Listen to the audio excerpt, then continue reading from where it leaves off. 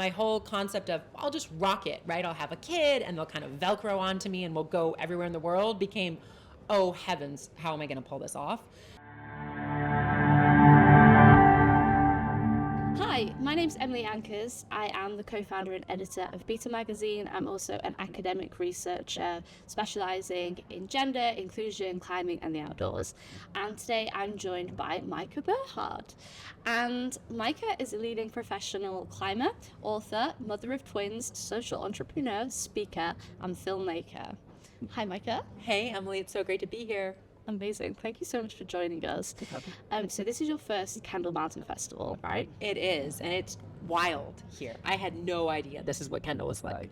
What have you seen or been to so far? Oh, I think just the energy and the vibe. There's so many people here and you can tell they're so excited to be a part of this larger community and with their community at the same time. It's pretty, I've heard of Kendal forever. I've had films that have come here, other books that have come here, but to be here and see the stoke, right? Just the stoke and the energy at such a great level, it's really inspiring. Mm-hmm. I think something that's so special about Kendal as well is that there's something for everybody. And I think there's something for everybody performing or doing that activity at every level as well, which is just so nice. So as a professional climber, how is it to interact with people who are, climbing at all different levels? And I suppose it's a platform that you're not always in all the time. And what's that like for you? Yeah, I was speaking about this the other night a little bit because I've been thinking a lot about this idea of identity as climbers, and you and I have spoken about it a little bit as well. And I think that in some ways we've gone really far and said, we are climbers when we are actually climbing. But then if we get disrupted from our climbing pathway, people feel sort of like left out of it. And we do it to ourselves, which I think is really fascinating. And I did this exercise the other day when I was doing a talk at Patagonia Manchester, and I said, okay, raise your hand if you think you're a climber. And like 10 people raised their hands. I said, okay, raise your hand if you've ever been climbing.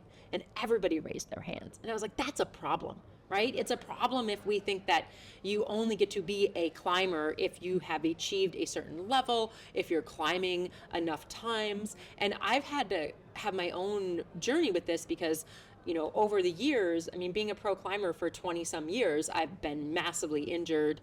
I've had 2 back surgeries. I was pregnant with twins, gained 70 pounds coming back.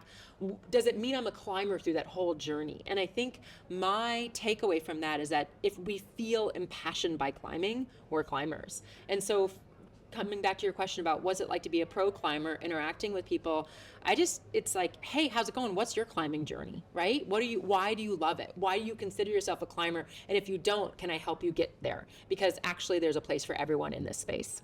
Yeah, fantastic. I 100% agree. And it's so nice to hear you say that as well.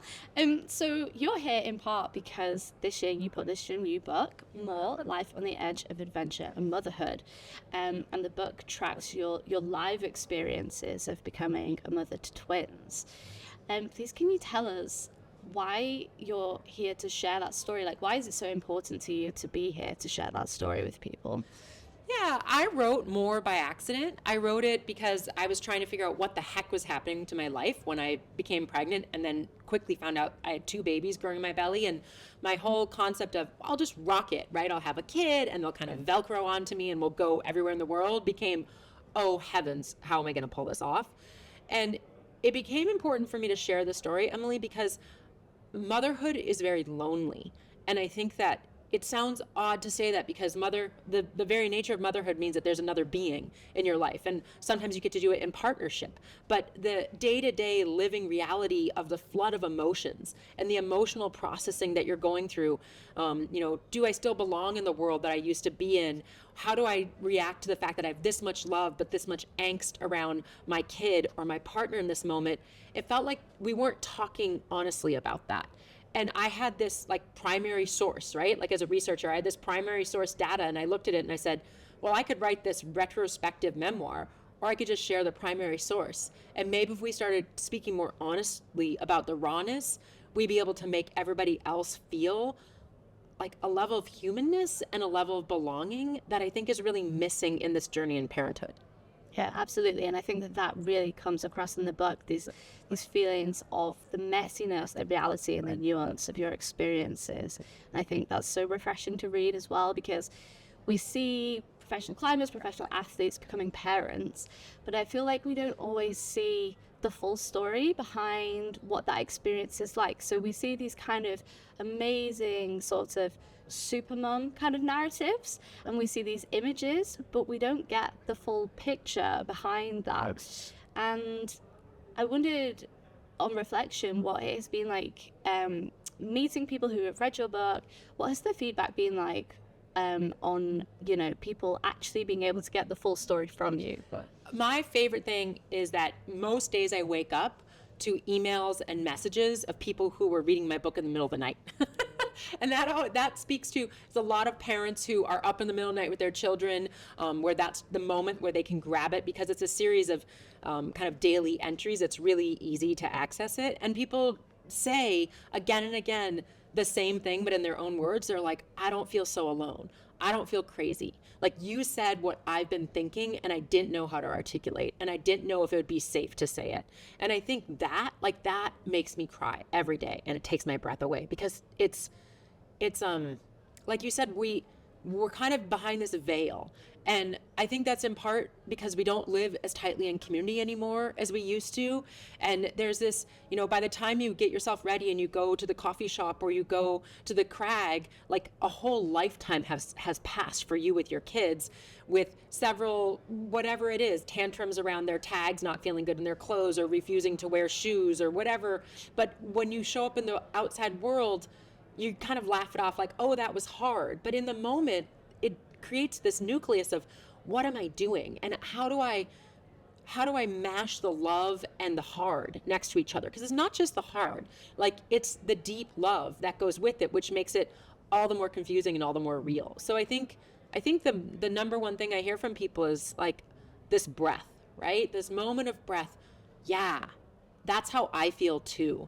And now I feel like I can lean into it and I don't have to cover it up. And instead, like, there's a place and there's a dialogue about it. Yeah, absolutely. Kind of giving people permission to share their real experiences and to be honest. And so this Sunday, we are going to be on stage with Maria Coffey, who has also published a book this year on her experiences of choosing not to become a mother, her book instead. And we're going to have an honest conversation there as well. Brilliant. And I wondered what your thoughts are on how we move this conversation forward around parenting and the outdoors, and how do we continue to create space, and how do we also create space for parents who, you know, people who are already parents and people who are thinking about becoming parents. Yeah, that's a great question, Emily. I think we need to be more willing to see people for where they are on whatever journey they're on.